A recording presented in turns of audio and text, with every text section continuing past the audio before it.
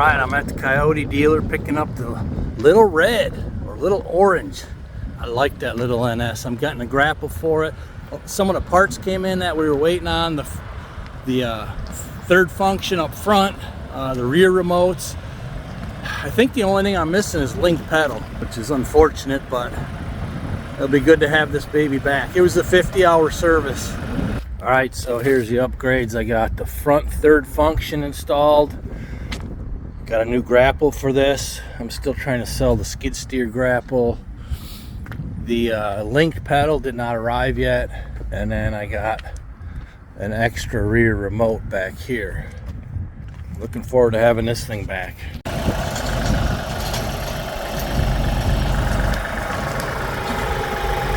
Never heard that. Oh, that used to be Titan Ironcraft.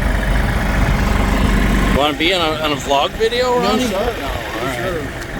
All right, so I also had them weld on 3 new chain hooks on my the factory bucket that came with it.